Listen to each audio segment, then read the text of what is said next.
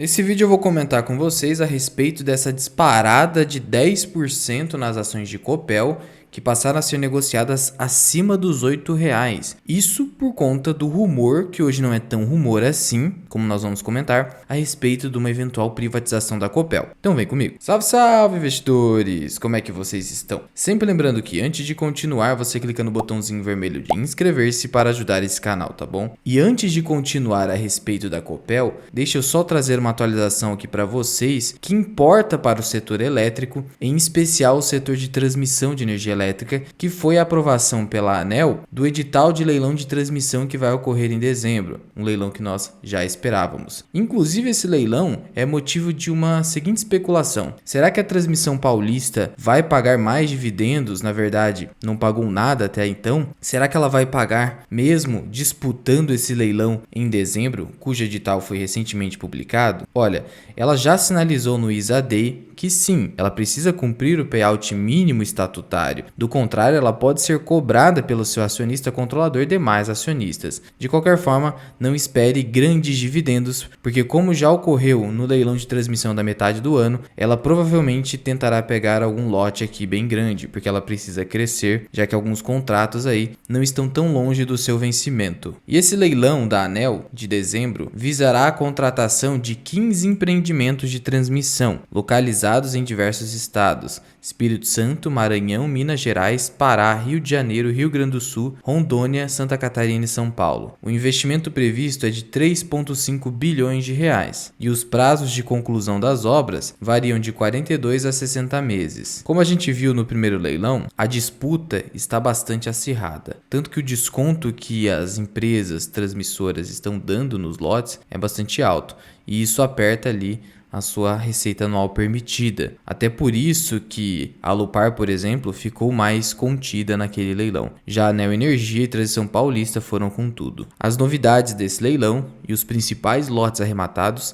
serão comentados aqui no canal, então não deixe de ativar o sininho aí embaixo. Indo então para o assunto principal desse vídeo, que é a Copel, ela disparou 10% na presente data de gravação desse vídeo, dia 1º de novembro. E por que isso está acontecendo? Porque avançou o rumor, entre aspas, de privatização ou ao menos venda parcial da Copel pelo estado do Paraná. O que está acontecendo na prática? Primeiro ponto é, as ações ordinárias de Copel subiram demais. Encerraram o dia com uma alta de 10,98% a R$ 7,78. Já as preferenciais, classe B, que são as líquidas de Copel, fecharam uma alta de 8,92, com cotação de R$ 8,06. E você pode estar se perguntando: Luan, por que há essa distinção de alta entre duas classes de ações? Principalmente considerando que, em tese, a ação mais líquida, CPLE6, deveria subir mais. Por que a ordinária subiu mais? Isso acontece porque o rumor é de privatização. E quando ocorre rumor de privatização, a alienação da participação societária que vai ser vendida é de onde? Das ações ordinárias do estado do Paraná, porque ele é o controlador. Por isso, toda essa especulação em cima das ações ordinárias. Isso não significa que as ações preferenciais também não serão vendidas, mas a especulação acaba se concentrando nas ordinárias. Afinal, só há efetiva privatização quando você vende ordinárias, porque é a ordinária que dá poder de controle. E o que significa privatizar? Simplesmente tirar o controle das mãos do Estado. E aí, diante de toda essa alta, as ações aparentemente não ficaram tão interessantes nas suas cotações. E tá o BBA aqui dando recomendação de compra até os 7,40. Meu preço teto em Copel seria até R$ 7,00 as ações preferenciais classe B,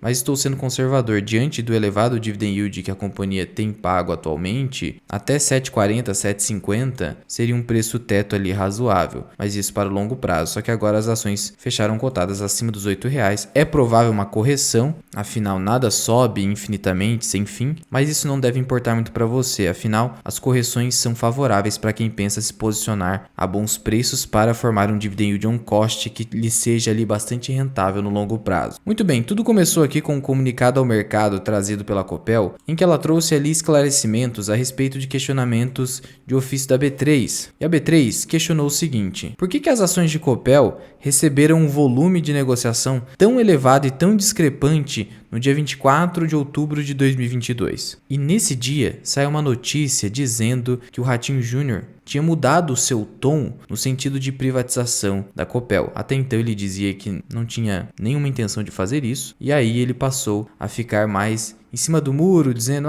talvez pode acontecer. Aí já mudou o rumo da conversa. E aí, então, isso é suficiente para o mercado ficar eufórico e sair comprando ações de Copel. Olha a diferença de volume. O normal de negociação de ações da Copel ordinárias aqui, que é a CPLE 3, é 3 milhões, 5 milhões. Aí começou a aumentar aqui. Por que começou a aumentar aqui? Informação privilegiada, né? Alguém já sabia que isso ia ser revelado no mercado. De qualquer forma, chegou no pico aqui do dia 24 a 12 milhões de reais de negociação as ações ordinárias. E aí, obviamente, a B3 e a CVM precisam questionar isso aqui, e a Copel respondeu que não tinha nenhuma informação que deveria ser revelada ao mercado, mas disse que encaminhou um ofício ali ao Estado do Paraná, que é o acionista controlador, a fim de que o Estado informasse se tinha alguma informação específica que deveria ser revelada. Esse comunicado foi do dia 25 de outubro. E aí agora veio um fato relevante, que é a comunicação recebida do acionista controlador, em que aqui é o Estado do Paraná respondendo o diretor de relações com investidores da Copel. E o Estado diz o seguinte, que não tem nenhum fato relevante que deva ser divulgado ao mercado. Todavia, o Estado comunicou que, no dia 31 de outubro, foi solicitado ao Conselho de Controle das Empresas Estaduais, é o CCEE, é um órgão estadual do Estado do Paraná, informações técnicas, ou seja, que é um relatório técnico, que é um estudo técnico, a fim de subsidiar um modelo para potencial operação no mercado de capitais, em que se otimize o investimento do Estado do Paraná na Copel, preservando participação societária relevante do Estado na companhia. O que você extrai dessas afirmações? Primeiro ponto, o Estado do Paraná não está dizendo que vai privatizar por completo a Copel, afinal ele quer manter uma participação societária relevante, mas relevante não significa que ele vai continuar como controlador, de tal modo que isso gera, de fato, uma expectativa do mercado pela privatização e o Estado passando a ser um acionista relevante, mais minoritário. Lembrando que acionista majoritário é aquele que tem 50% mais um das ações ordinárias, tá? Você não pode olhar para o capital social inteiro, só para as ações ordinárias. E aí isso foi suficiente para toda essa alta nas ações de Copel. Só que, se você parar para pensar, esse comunicado aqui não está muito claro. Talvez esteja até ambíguo. Talvez a palavra relevante esteja denotando que o Estado ainda quer manter controle, não sabemos. Mas tecnicamente relevante não seria isso. Segundo ali os analistas do Bradesco BBI, esse movimento pode ser interpretado pela primeira vez como o Estado do Paraná olhando para a possibilidade de privatização da Copel, ou pelo menos vender parte da empresa, algo que parece mais razoável, porque afinal a Copel é muito rentável para o Estado do Paraná, de tal modo que não parece tão razoável, ao menos aí no primeiro momento, o Estado se desfazer desse belo ativo que o remunera bastante. E antes que você me chame de hipócrita, você se diz libertário e você está defendendo a não privatização, nada disso. Só estou dizendo que é improvável que o Estado do Paraná venda um ativo que é lucrativo para ele. O Estado não quer perder dinheiro, mas eu, por princípio, sou a favor de qualquer privatização. Até porque qualquer privatização beneficia o acionista. As cotações disparam com privatizações e você bem sabe disso. Lembrando que, por mais que eu goste de quedas para aumentar meu dividend yield, o retorno total ao acionista envolve sim a valorização de um ativo. Então não podemos ignorar também a valorização. Ainda os analistas ressaltam aqui que a privatização da Copel poderia trazer recursos significativos para o Estado que poderiam ser investidos em outras áreas de interesse público, alavancando a plataforma política do governador. Então esse seria o interesse. Por mais que a Copel seja rentável, nada substitui uma alavancagem imediata de recursos advindos de uma venda. Então talvez com boas propostas, né? Porque nas cotações atuais, o Estado do Paraná não vai vender bloco de controle nenhum. Provavelmente uma oferta justa em Copel vai ficar ali acima dos R$9 por ação. Acho muito difícil abaixo disso. Por isso que o mercado já começa a comprar. Para você ver como a bolsa dá oportunidades. Porque fora da bolsa você não consegue comprar bons ativos assim com tanto desconto. E aqui, de fato, como destacado pelos analistas aqui, um dos motivos que pode gerar a intenção de privatização é a queda na receita tributária que foi significativa por conta do ICMS que foi cortado, ainda que temporariamente, pelo governo federal. O Itaú BBA, ele vislumbra uma possibilidade de venda das ações em oferta secundária até o limite para manter o controle. Por quê? Porque ficou ambíguo aquele comunicado como eu trouxe para vocês. Ou ele poderia vender o controle da empresa em um modelo semelhante ao utilizado pela Eletrobras, quando foi feita a privatização da Eletrobras. Lembrando o seguinte, que hoje o Estado do Paraná detém 69,7% das ações ordinárias ordinárias e 31,1% do capital social da empresa. Veja que ele não é o maior detentor do capital social, ele tem apenas, entre aspas, 31%, só que ele tem 69,7% de ações ordinárias. O que ele poderia fazer aqui para manter o controle? Vender pelo menos então aqui 19% da companhia, 19,5%, ele ainda manteria o controle. Ele poderia fazer isso para conseguir mais caixa. E aqui já há analistas dizendo isso, que a aposta é a venda de ações excedentes ao controle. Como eu falei para vocês, vender ali pouco mais de 10%, 15% a fim de manter o controle. Outra especulação que há no mercado é o seguinte: será que o Ratinho Júnior está aguardando a privatização da Sabesp, da Copasa, para ver como vai ser o andamento? Será que ele também pode até suscitar uma privatização da Sanepar? Tudo agora está sendo debatido. Com governadores aí com uma postura mais centro-direita, as privatizações dessas estatais, algo que era impensável num passado aí não muito distante, começa a ser colocada em debate. Valendo lembrar ainda que o BNDES Participações tem um pedaço relevante da Copel, ele detém 12,4% e desde 2020 o BNDES disse que pretende vender participação na Copel, então talvez eles pudessem fazer uma operação conjunta, chamar o BNDES para vender para alguém que tem interesse em ter uma boa fatia da Copel, das ações ordinárias de Copel, e o BNDES ele tem 12,4% de ONs, o BNDES tem uma participação muito grande na Copel.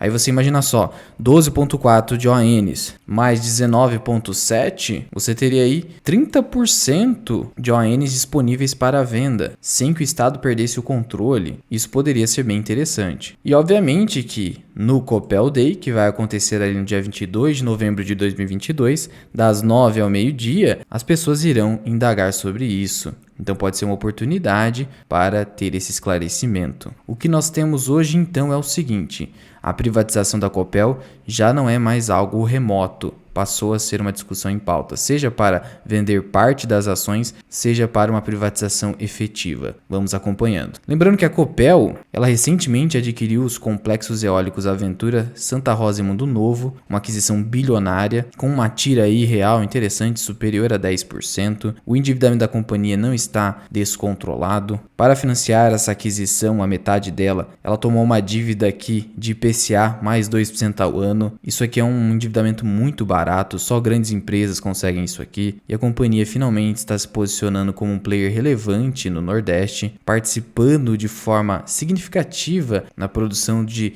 energias renováveis aqui no país, que hoje é uma tendência ESG no mundo e no Brasil. E acima de tudo, diversificando seu risco geográfico e hidrológico, dando mais segurança aí para o acionista e para própria empresa. Além disso, quem não se recorda aqui do recente fato relevante que é a proposta de juros sobre capital próprio de 970 milhões de reais em proventos de Copel, divididos em duas parcelas, uma de 600 milhões, cujo pagamento até dia 30/11 de 2022 e a outra parcela menor até junho de 2023. Um yield bem interessante em apenas um pagamento, fazendo com que a Copel, mesmo cotada aí a 7, 8 reais, tenha um yield superior a 8%. Mas agora ela negocia acima do seu valor patrimonial. Já não há mais desconto de valor patrimonial. E historicamente, a Copel costuma negociar próxima do valor contábil ou abaixo, como você percebe aqui. Se eu pegar os últimos 10 anos, em vários anos negocia abaixo do valor contábil. Isso significa o quê? Significa que agora é momento de cautela para comprar ações de Copel, já que não há tanto desconto aqui mais. Ah, Luan, e qual seria a melhor opção entre classes de ações CPLE 6 ou CPLE 3? Olha, se você quer liquidez, você fica com as preferenciais. Agora, para o pequeno acionista, quem vai investir no máximo uns 10 mil reais, até é possível ficar com a liquidez da CPLE 3, que é satisfatória